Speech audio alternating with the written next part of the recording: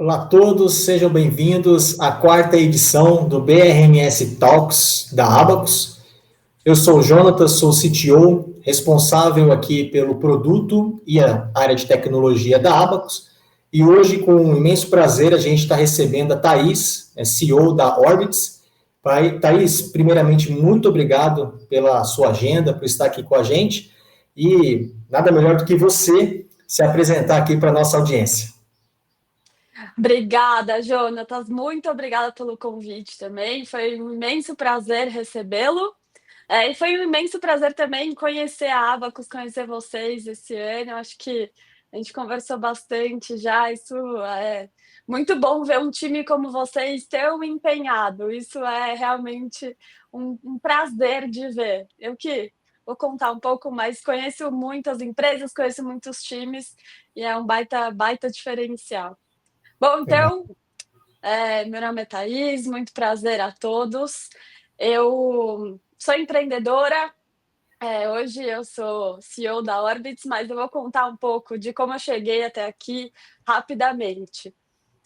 Comecei na Ambev, na Stone, foram 2 empresas ali com culturas muito fortes, e muito parecidas, né, na verdade, inclusive praticamente a mesma cultura, que é algo que me identifico muito, muito mão na massa, brilho do olho, fazer as coisas acontecerem. Então, dito isso, o desafio nas 2 foi bem grande, foi um mega aprendizado. Mas eu tinha um desejo, assim, de fazer alguma coisa diferente. Eu fui, morar no Vale do Silício por um tempo em 2018. Tive a oportunidade de fazer, um curso de extensão em Stanford e foi, assim, uma das melhores coisas que aconteceram, conseguir adentrar ali no mundo das startups, de inteligência artificial bem no comecinho. Então eu fiz um dos primeiros cursos em Stanford de inteligência artificial, foi bem bacana, todo mundo junto ali tentando entender o que estava acontecendo. É, e lá na faculdade, na universidade, as pessoas elas têm uma cabeça de inovação muito forte. Então, você estava ali todo o tempo testando coisas junto com as pessoas, eles pediam para testar aplicativo, testar ideia, para você dar feedback. Então, entrei num ecossistema mesmo muito diferente do que eu vivi aqui e me apaixonei. Então, quando eu voltei a morar em São Paulo, sabia que tinha que fazer alguma coisa diferente. Então, foi aí que eu comecei a empreender. Tive uma startup chamada Infrasolar, que era recarga sustentável para os patinetes elétricos. Então, naquela época era uma bagunça, 2018, os patinetes com problema de logística de recarga, os patinetes jogados na rua sem carga, só atrapalhando as pessoas. Então, era esse o desafio que a gente tentava resolver. A gente fechou o maior dos nossos projetos com o Grupo Pão de Açúcar e a Lime em dezembro de 2019. Veio a pandemia, ninguém mais na rua. Nosso maior projeto foi literalmente por água abaixo.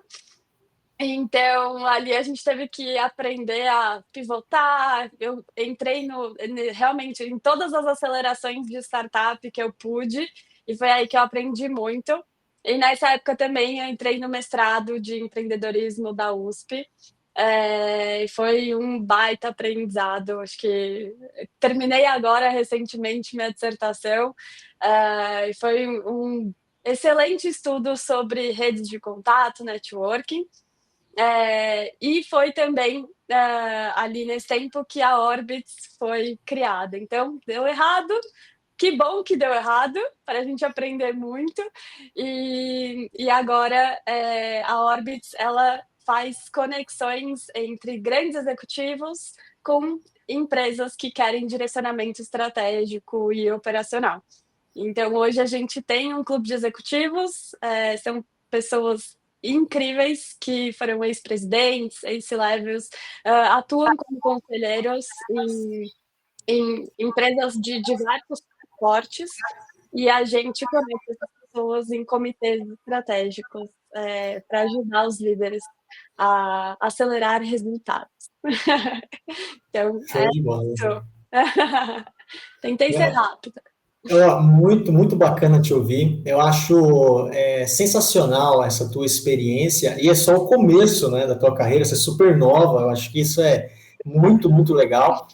Quando você trouxe ali a Ambev, trouxe a tua vivência nessas grandes corporações, eu fiquei 10 anos na Porto e eu vi esse manifesto ágil chegando nesses transatlânticos e um desespero da diretoria por inovação, por degustar dessa agilidade, tentando trazer o Vale do Silício aqui para São Paulo, para essas empresas, e eu pude participar na própria Porto Seguro. Eles desacoplaram um time específico, saindo vamos dizer assim, do core business da empresa e colocando na Oxigênio Aceleradora. E a ideia ali era que aquele time errasse logo, tentasse fazer logo os novos produtos. Você tinha crédito ali com a diretoria para tentar o novo. E foi uma experiência fantástica também que eu participei. Óbvio que não chega nem perto de estar lá no Vale do Silício testando, já vi com uma ideia para São Paulo, os patinetes, nossa, sensacional.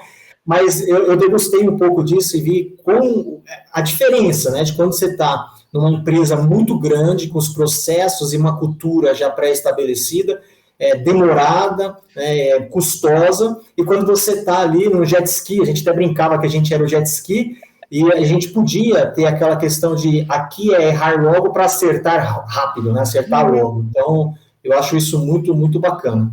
Bom, você sempre teve esse olhar que conecta pessoas e ideias, pelo que você vem me trazendo aqui e conversando com a gente. E quando que você percebeu que essa habilidade podia se transformar em como é que eu posso dizer, uma vantagem real para os negócios? Acho que foi na Infrasolar.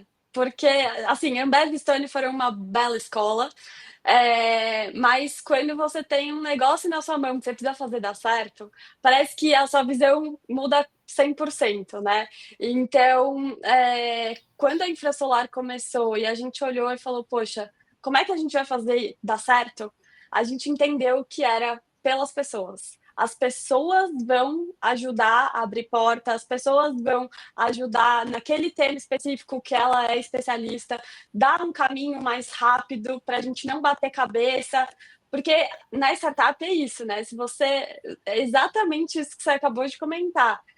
Se a gente erra muito demorado, a gente perde o time e desvenda o negócio inteiro e que é o negócio da sua vida. Então, você tem que errar rápido e você vai aprendendo a se mudar também. Então, eu era muito tímida, por exemplo. Eu precisava conversar com as pessoas. Chegou uma hora que eu falei, não vai dar. Se eu continuar tendo este tipo de comportamento, eu não vou conseguir o resultado que eu quero. Então, eu preciso me conectar com as pessoas, preciso falar com o investidor, virei vendedora, então eu preciso fazer o meu pitch da melhor forma possível, preciso que as pessoas me escutem, preciso ali do melhor ponto de recarga com o menor preço, então negociação com o fornecedor, você começa a virar um pouco de tudo e deixa todas as suas barreiras para trás. Mas eu acho que esse é o ponto principal, né? Quando a gente enxerga no outro algo muito bom que ele possa ajudar a acelerar o que a gente quer fazer. Nossa, sensacional. E eu concordo contigo na tua visão, porque acho que quando a gente tem um elo de conexão com as pessoas, uma ideia com uma outra ideia, na verdade não são duas, são três, porque você acaba convergindo para uma terceira nova ideia, e o network, eu concordo contigo, né, essa experiência, as pessoas que já quebraram pedras que você não precisa quebrar agora, vai quebrar outras. É o mais importante. Mas aquela que já está quebrada, você não precisa quebrar. Então, eu acho que essa questão de você ter ali um parceiro, um advisor, alguém que está do teu lado, que tem uma experiência, que tem um conhecimento e quer, de fato, ver o teu crescimento, ver o teu resultado junto contigo, né? Colado ali contigo, eu vou sofrer junto com você, mas também vou me alegrar junto com você. Traz um resultado. Traz um resultado sensacional. E sabe que nessa minha jornada também na Oxigênio, a gente ia para a rua. Uma das coisas que a gente aprendeu lá é time bom não fica dentro das quatro paredes, vai para a rua. E eu nunca tinha feito isso, né? Então a gente parava as pessoas na rua e começava a entrevistar. E as pessoas nem sabiam, mas por trás daquilo estava rodando uma técnica que era o desenho da jornada do cliente, né? E eu acabei de vir do G4 Valley e lá eles falaram, a última palestra, foi uma palestra muito legal, que o dono, na verdade, o criador do Waze trouxe, né? E ele fala, apaixone-se pelo problema e não pela solução. E no fundo eu preciso ter no centro do foco meu o problema do meu cliente, eu preciso conhecer esse cliente, eu preciso entender, eu preciso estar perto dele. E nada melhor que você ter alguém que já fez isso N vezes, várias vezes, para te ajudar a fazer as perguntas certas, a olhar aquilo que você não está olhando e com um olhar, vamos dizer assim, desapaixonado, trazer ali as reflexões necessárias para você refletir e falar, é por aqui que nós vamos, né? Então, sensacional. Não, legal. E só, eu acho que tem um ponto importante que é muito mais fácil para a gente pensar, eu vou fazer essa caneta preta porque ela vai me ajudar. Mas e você não sabe, né, se você precisa de uma caneta preta ou se você precisa de uma caneta azul um pouco mais forte para aparecer melhor naquele tipo de papel. Então, acho que esse é o ponto. A gente vem sempre muito já com o produto na mão, a minha ideia é essa. E não entende que do outro lado tem alguém que precisa daquilo, ou não precisa, né? Que é o que muitas vezes acontece. Exatamente. De verdade, é isso mesmo. Eu já vivi isso, experimentei na veia diversas vezes. Bom, então avançando um pouquinho mais agora, falar um pouquinho de cultura e resultados. Você trouxe aqui a tua experiência que passou ali pela Ambev, Stone, e essas empresas, elas são conhecidas por performance e execução, e são muito bem reconhecidas no mercado, inclusive por conta disso, né? E o que você aprendeu sobre o papel ali de conexões humanas nas decisões que impactam resultados concretos? Sobre conexões humanas, o que eu posso dizer, assim, primeiro de tudo, para a gente ter conexão, a gente precisa ter pessoas. Então, o que eu vi muito, inclusive nas duas, eu trabalhei diretamente com gente de gestão, na área de ali, muito próximo à área de recrutamento. Então, o esforço para você, primeiro de tudo, trazer pessoas muito boas. Então, gente boa é o que dá resultado. E você ter essas pessoas muito boas, você começa aí sim ter conexões muito boas, mas é muito importante também, o esforço lá é muito forte pelo fit cultural.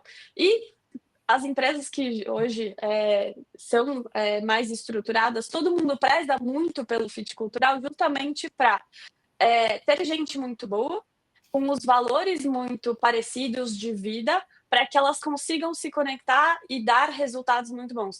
Porque você começa a confiar na pessoa e aí você vai crescendo junto e enfrentando os desafios ali para chegar nos resultados em conjunto, e os embates, eles são muito fortes, mas eles são muito respeitosos. Então você vai confiando, você briga, mas você volta,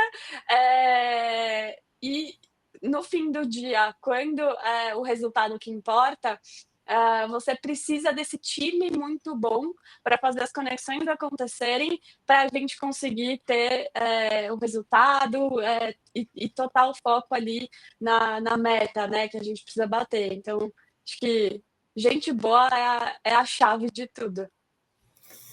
Você disse tudo. Você sabe que a gente aqui na Abacus, eu acredito que por uma questão do destino e também um pouco da questão da complexidade do produto que a gente entrega, inevitavelmente a gente foi pelo caminho de trazer pessoas boas, né? Trazer pessoas referências de mercado e que não se pareçam, justamente para a gente ter esses conflitos saudáveis, né? A gente fala aqui dentro de casa que quando a gente está discutindo, mas não brigando, mas discutindo, é a parte mais assim saudável para o resultado final da Abacus, né?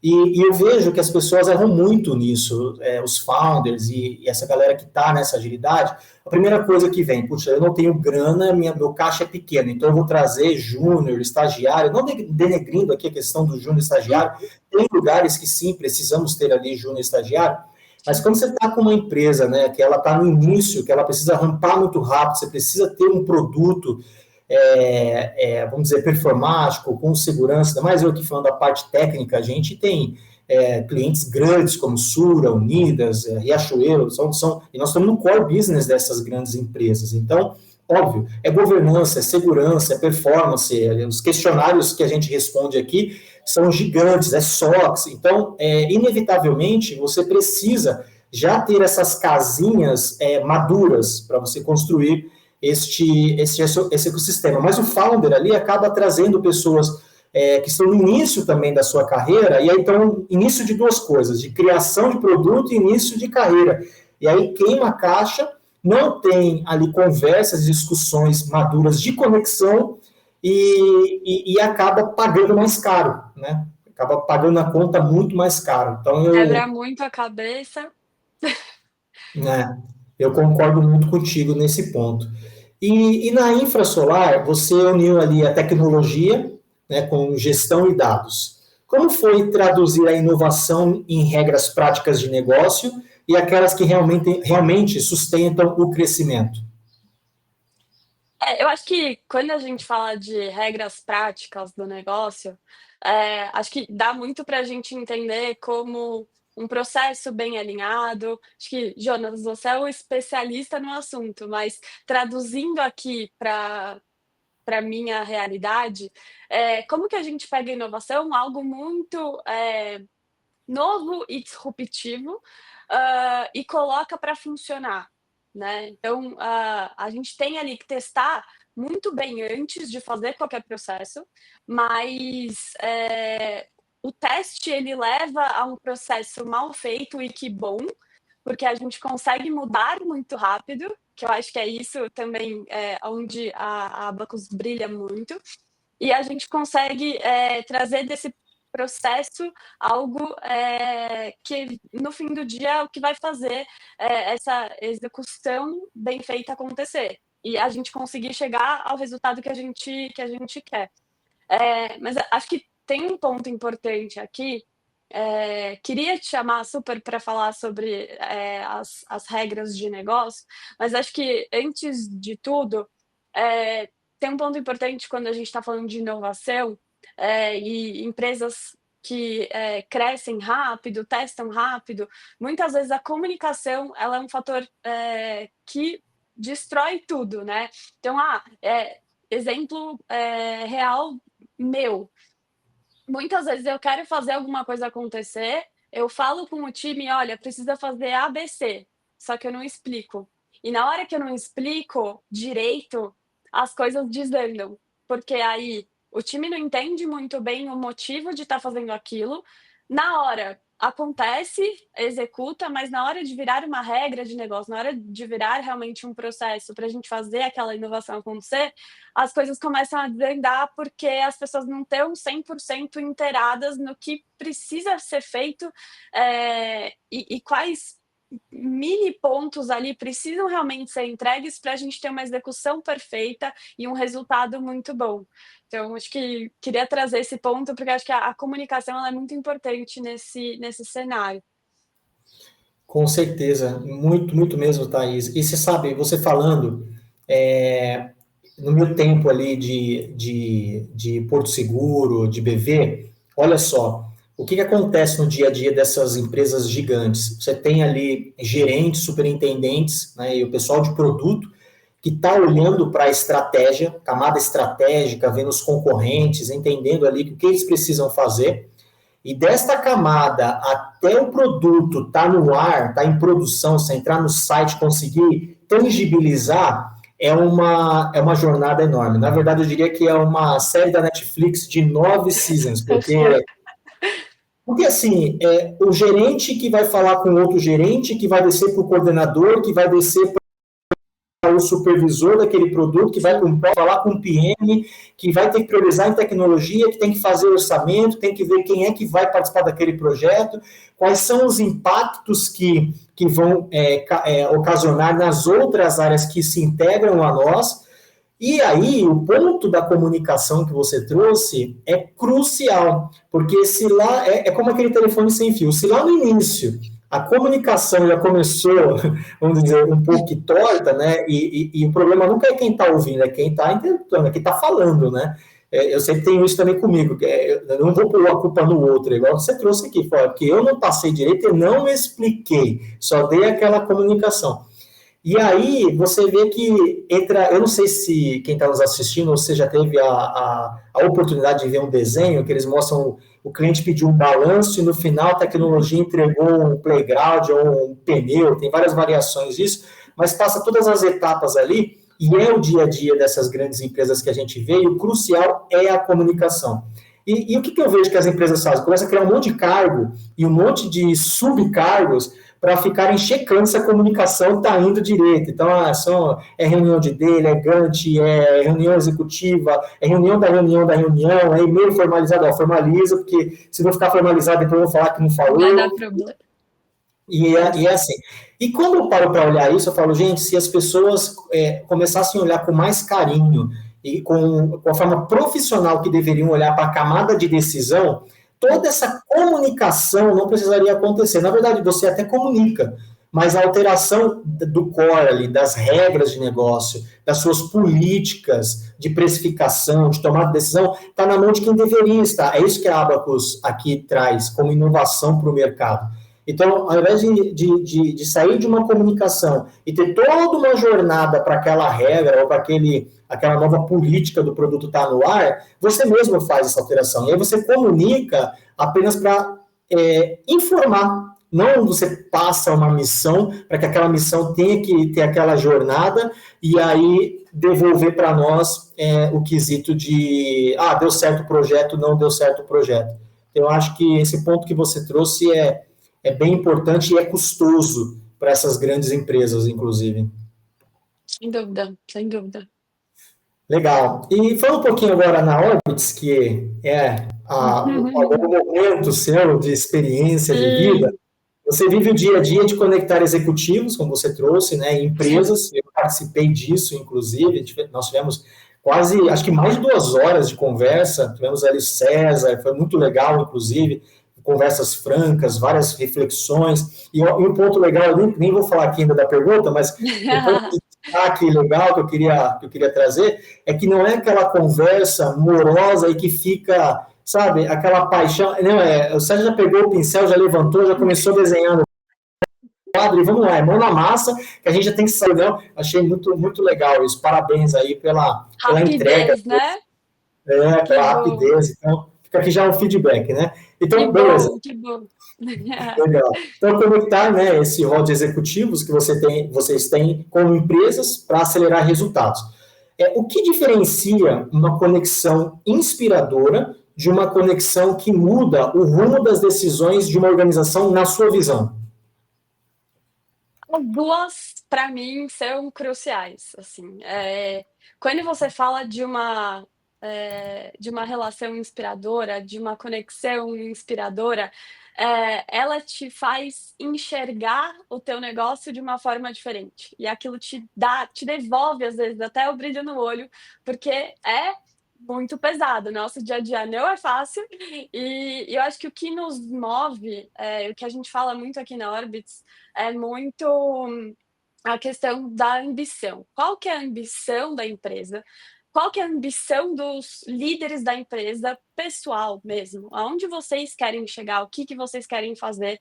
Então, quando você tem uma conexão que te inspira e que te leva a ver o seu negócio de uma forma, às vezes, até maior do que você imaginou, ou de uma forma diferente que te motive muito mais a seguir, ela é perfeita. Só que sem a conexão que vai ali te levar à execução, esse sonho, ele não vai sair do papel.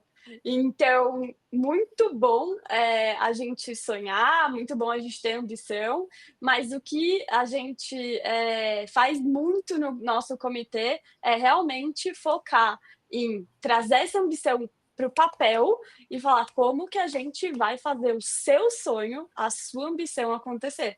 Legal. Então, essas 2 partes, elas se complementam. Sem o sonho, você não tem a visão de onde você quer chegar, mas sem execução você também, não consegue, realizar.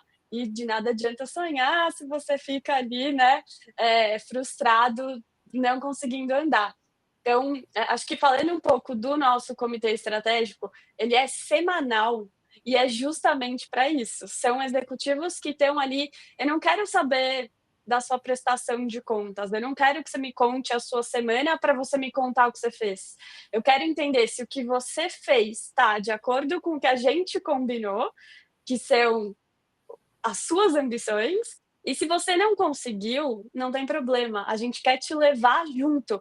Poxa, eu não consegui porque a alguma coisa aconteceu que foi fora do meu controle, mas não justifica. É, legal, isso aconteceu, como não vai acontecer de novo, a gente vai arrumar para a gente conseguir caminhar, mais rápido. Então acho que esse é o maior diferencial, sabe. Então, os 2 juntos, eles são primordiais.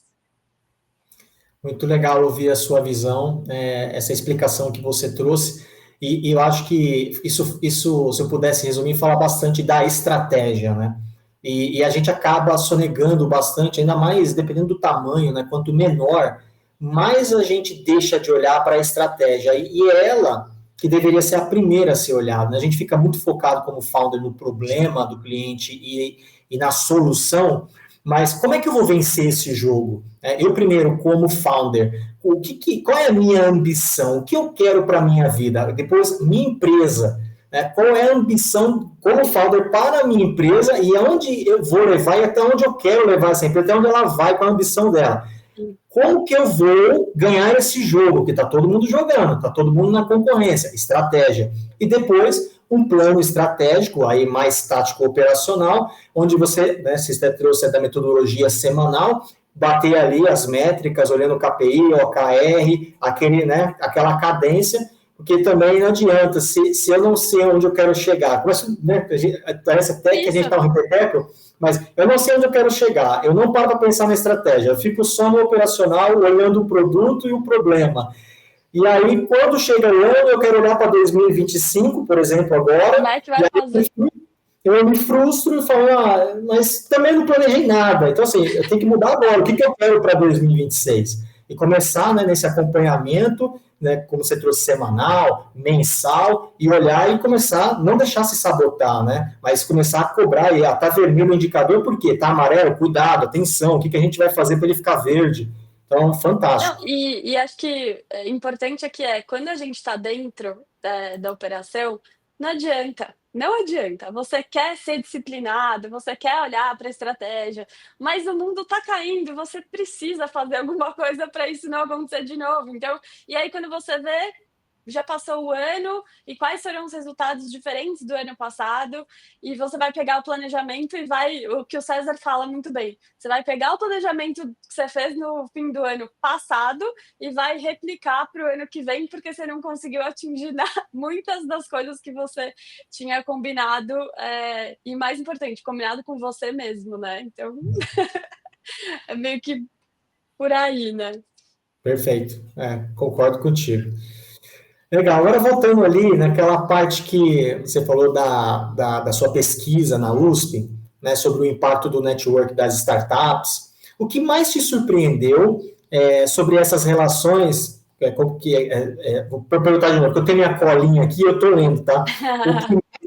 O que mais te surpreendeu sobre como essas relações podem influenciar a forma como as empresas definem estratégia e priorizam ações? Bom, acho que o principal é que o tema da minha pesquisa foi, o impacto das redes de contato, do networking, no sucesso das startups. Então, como que, uma startup que chegou, na fase de escala, na fase de tração, ela usou essas redes, ela usou essas pessoas na trajetória para atingir o sucesso. E o que mais me surpreendeu, o que mais me impressionou, é que no final do dia, o resumo, né, o resultado foi: não existe um caminho para o sucesso, existem vários, e esses vários caminhos, eles têm a rede de contatos ali coordenando. Como que ela coordena, né? Então eu estou aqui, a minha startup, ela tem algumas fases. Então eu vou pensar na ideação, o que eu vou fazer. Aí depois eu vou validar que aquilo que eu pensei realmente tem alguém que compre, N outros pontos, mas deu certo, a gente conseguiu ali ter cliente, ter resultado, a gente vai para a fase de tração, deu muito certo, a gente vai para a fase de escala. Então, nesses 4 pontos, no primeiro, você precisa primeiro ver se você está com o problema certo, que é aquele ponto que a gente estava conversando. Depois, então você precisa muito conversar com os seus potenciais clientes para ver ali se eles realmente comprariam tua solução ou qual que é a maior dor deles. Depois, você vai para os mentores, então são pessoas que já tiveram, já cortaram aquele caminho, já passaram por isso e vão te ajudar a abrir novos caminhos. Investidor anjo, aí depois você passa para VC, você vai fazer programa de aceleração. Então, vários desses personagens, né, ali na trajetória, eles ajudam a gente conseguir sucesso de formas diferentes. Então, mas o que a gente conseguiu ver, né, o que eu consegui ver muito na minha pesquisa, é que ficou muito claro o quanto você precisa de pessoas, você precisa das conexões. Se você é tímido, você vai ter que mudar. Você precisa fazer as coisas acontecerem e da sua melhor forma ir ali pescando os caminhos que podem te abrir portas mais rápido, né? Então, e falando muito assim dos advisors, dos investidores que eles são o smart money, né? Que eles te tanto colocam capital quanto colocam conhecimento. São personagens fundamentais para conseguirem te abrir as portas. Sensacional. Eu acho que é muito importante para a audiência que tá nos assistindo.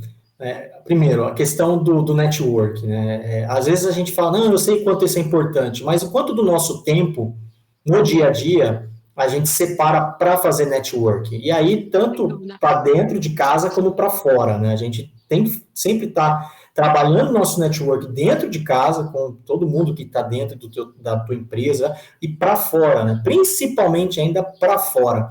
E não faz muito tempo isso, confessar para você aqui, Thaís, que eu aprendi, mesmo sem categorizar isso na minha cabeça antes, mas agora ficou mais latente, que nós temos que ser bons vendedores, independente da área que nós estamos, né? Exatamente. Se você não é um bom vendedor, e por que a gente fala do vendedor, né? Porque o vendedor, ele vai de cara lá e fala, e não importa, é o presidente da maior empresa brasileira, vou lá, vou falar, o Elon Musk acabou de entrar ali em Guarulhos, eu vou lá, eu vou conversar, consegui uma agenda, então eu vou conversar com ele, e muitas das vezes eu vejo isso, a gente coloca milhões de impedimentos, né? E aí tem gente que fala, não, mas é porque não é do meu cargo, não, deixa que eu vou fazer um tráfego pago e vai chegar, vai impactar de certa forma e acaba perdendo essa atração e o momento é agora, né? Fazer agora. Então, eu acho que isso é para a nossa carreira, isso é para a nossa empresa, para o produto, para a evolução, não adianta. A gente precisa de gente e a gente precisa estar conectado, a gente precisa estar com esse network, a gente precisa estar um ajudando o outro, um conversando com o outro, então eu acho isso aí sensacional. Agora, falando de gente que precisa de gente, e a inteligência artificial? Não é? E a inteligência artificial que a gente escuta no mercado, a inteligência artificial vai substituir pessoas, a inteligência artificial não vai precisar de mais de pessoas, embora eu discorde completamente disso, né? Mas, na sua visão, como que a gente equilibra essa tecnologia, a instituição, para que as conexões que a gente está falando continuem sendo um diferencial competitivo?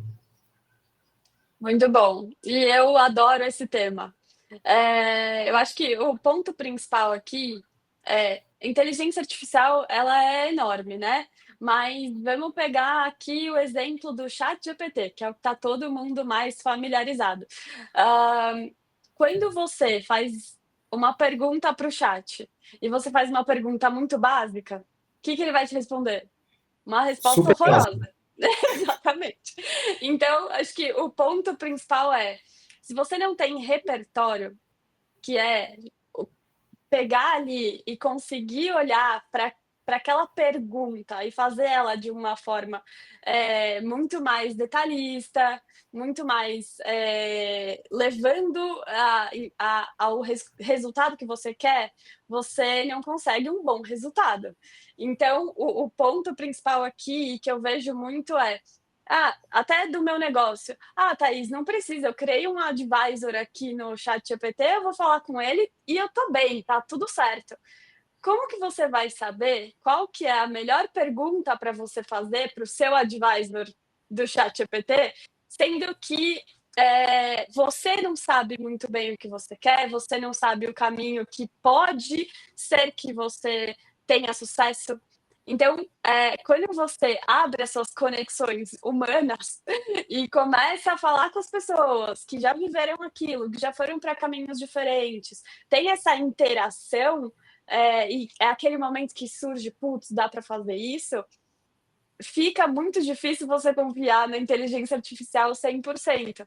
E quem manda na IA somos nós, né? Então, se você não tem ali esse cuidado de estar estudando, de estar se conectando e estar absorvendo conhecimento, acho que fica puxado a gente confiar 100% na IA. Acho que, e tem um outro ponto também. Por mais que o seu prompt, por mais que ali a pergunta que você está fazendo seja a melhor dos mundos, se você não sabe olhar para a resposta e falar se aquilo faz sentido ou não, aí a gente tem um problema maior. Então, por isso você tem que se munir. Poxa, não, o resultado foi esse. Não, peraí. Eu conversei aqui, dá para ir para outro caminho. E vamos juntos? E ela vai falar o quê? Claro, Thaís, que ideia maravilhosa. Vamos juntos. Então, acho que quis trazer o ChatGPT porque é o mais básico, né, que todo mundo consegue Sim, entender rápido, sim. mas as pessoas são fundamentais. Essa troca é fundamental para a gente conseguir ver se está dando tudo certo mesmo. Sim, tá aí, olha só como é que eu penso sobre isso. Eu fico imaginando a gente numa grande empresa, mexendo com milhões de reais, e a gente traz o ChatGPT para dentro de uma reunião, e eu falei para todo mundo, olha, pessoal, a pessoa que vai entrar aí chama ChatGPT, e ele conhece de muita coisa. Aí o ChatGPT bate na porta, pode entrar. Aí a primeira frase dele, gente, só tomem cuidado com o que eu vou falar, porque eu costumo errar 90% das vezes. Então, Muito bom. confia no que eu vou falar.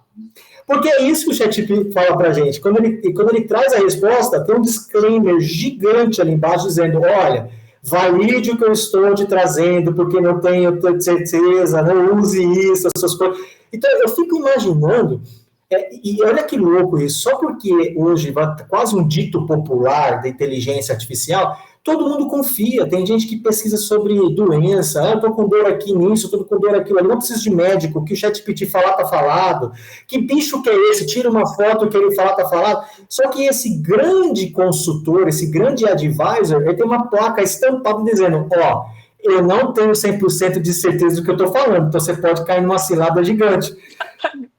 E a galera fala, não, tudo bem, não tem problema, você é o ChatGPT, o que você falar está falado. E tem gente Confiei pegando essas, 100%. tem gente pegando essas respostas para criar estratégia, pegando essas respostas para pivotar para um outro produto, e às vezes está com ouro, uma mina de ouro na mão, só que por não conseguir fazer as perguntas certas, por não conseguir ter um advisor do lado que já vivenciou, que está conectado com outros advisors, com outras pessoas, outros executivos, você acaba enterrando aquela ideia e vai para uma que o ChatGPT acredita que vai dar certo, só que o ChatGPT está no mundo inteiro. E aí, será que a cultura É brasileira se adequa cultura. àquilo? Então, você tem que saber muito bem, você tem que ter um nível de maturidade muito grande para, primeiro, perguntar bem, né? Então, o prompt que você trouxe, muito bem trouxe, e depois refinar esse prompt. E o próprio CEO do ChatGPT já falou inúmeras vezes, em diversas entrevistas, nunca confie na primeira resposta. Comece a pivotar em cima dessa resposta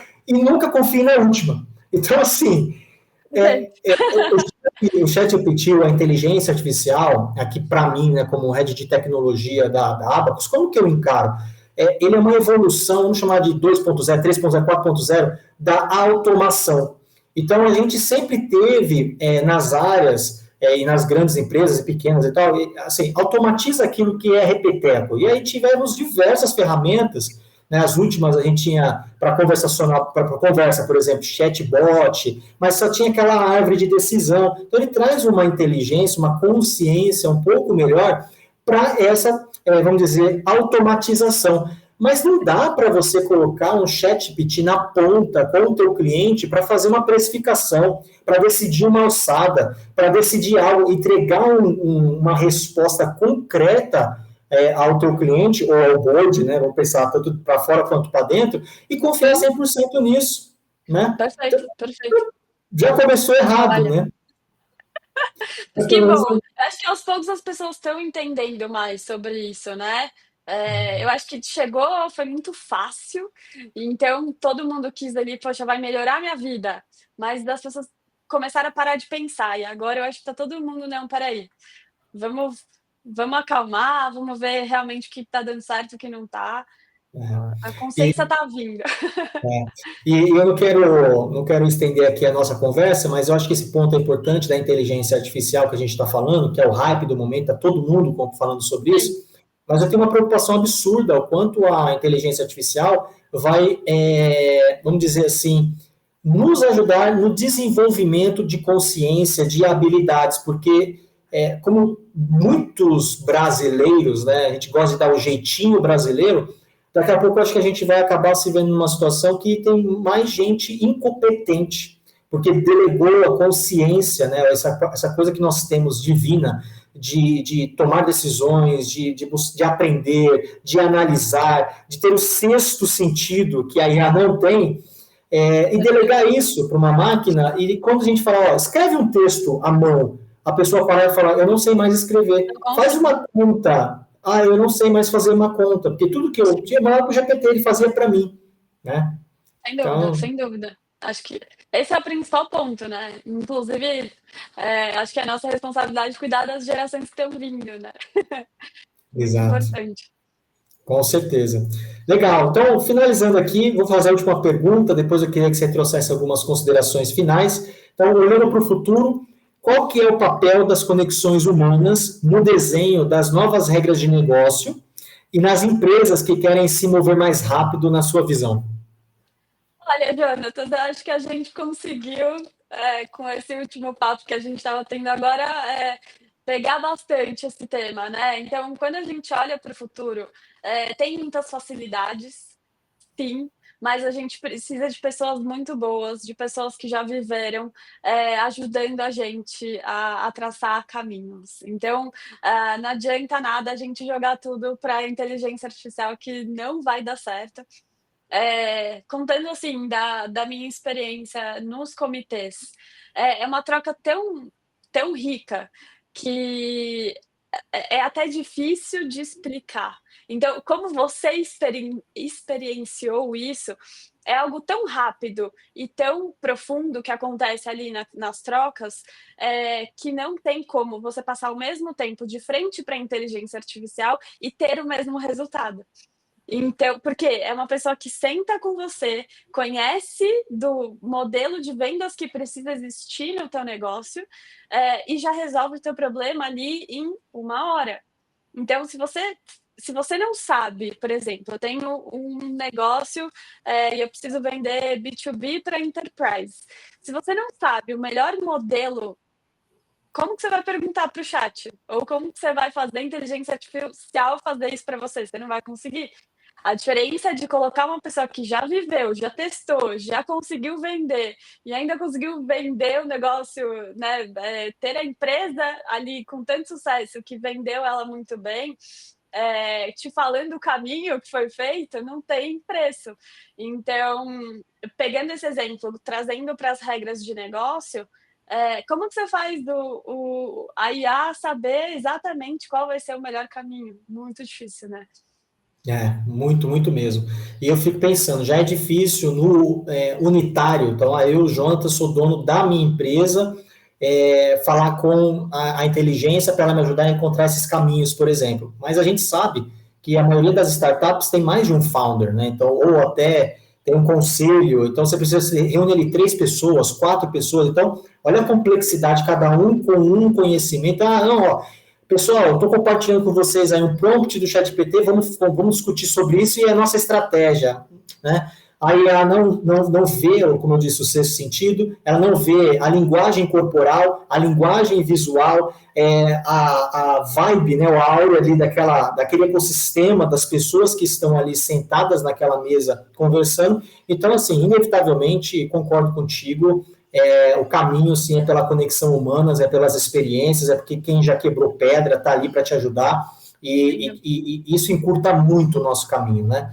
Agora sim, o que eu vejo, né? E aí a última aqui, depois considerações finais, a gente vai finalizar aqui a nossa live que, meu, adorei, tá maravilhosa. Adorei também. Muito bom, muito bom. Eu vejo assim que a gente tem que usar a inteligência artificial, como eu trouxe para automatização, e do nosso lado aqui, vendo um pouco do BRMS, né, da Abacus, o que a gente faz? Nós somos uma solução low-code que está na mão de negócio, que orquestra, né, ou seja, ela profissionaliza e padroniza toda a tomada de decisão, cálculo, tá aqui, tá nesse bloco. E aí, a inteligência artificial, ela precisa de dados, num banco de dados padronizados. Então, quando ela passa por esse BRMS, aquela informação que está naquele banco de dados está mais rica, está mais profunda, porque ela está padronizada. E aí você consegue gerar aqui, né, não falando de chat GPT, mas de modelos de machine learning, LLM, que conseguem te trazer de forma estatística, por exemplo, na seguradora, a área atuarial usa muito disso, né? E aí ela fala assim, olha, se vocês precificarem desse jeito, ou se vocês mudassem essa política, seria melhor. E aí você vai neste BRMS, que é este bloco que todo mundo está passando, e altera ali, e aí você tem a retroalimentação desse ciclo. Então, essa junção dessas duas potenciais ferramentas traz um resultado incrível para essas grandes corporações. Então, eu só queria trazer aqui pensando, né, a IA junto com o BRMS, para essas regras de negócio, você falou um pouquinho da questão estratégica, do board, dos founders, com os executivos, e trazendo aqui um pouco mais para o operacional, o tático da companhia, essas tecnologias trabalhando em conjunto traz resultados impressionantes para as empresas. Bom, Thais, muito obrigado pelo seu tempo, muito obrigado pela conversa. Nossa, ficaria aqui horas conversando contigo. Então é que a gente tem aqui um deadline, a turma aqui já está no meu pé, aqui puxando, você fala demais. Então, vou dar uma segurada, mas eu queria ouvir aí umas considerações finais, trazer aqui um recado para o time.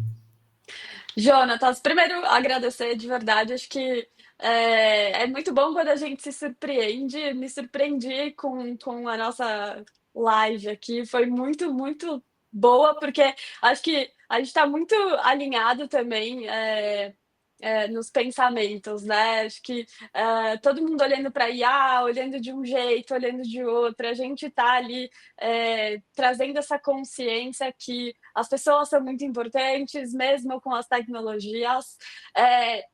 E trazendo uma consideração final que eu acho importante, né? Acho que os negócios hoje eles estão evoluindo muito rápido, então a gente precisa de ferramentas que também nos ajudem a destravar, principalmente as grandes empresas, porque você não consegue fazer as coisas com rapidez se você tiver a mesma cultura e se você tiver ferramentas que estão ali há muitos anos.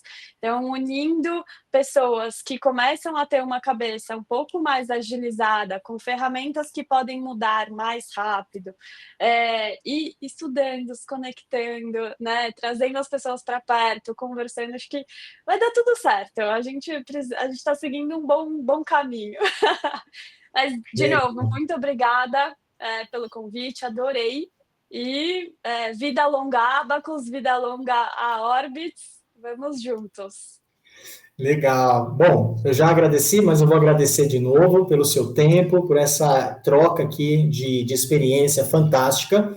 E você que nos acompanhou até aqui, eu quero agradecer também a sua audiência. Esse é só o 4º episódio, nós temos ainda muitos episódios que vão acontecer, então esteja conectado com a gente vai trazer pessoas de diversos segmentos e diversas áreas, para que a gente sempre esteja conectado a esse ecossistema e trocando muita informação. E se você gostou, siga a gente em nossas redes sociais, no Instagram, no LinkedIn, nós estamos no TikTok, tem a nossa newsletter, nós estamos no YouTube, stay tuned conosco, também procure a Thaís Fagundes no Instagram, nas redes sociais, a Orbitz, acompanha ela e tudo que ela tem trazido aí ao mercado. E meu agradecimento e a gente se vê na próxima. Obrigado, pessoal.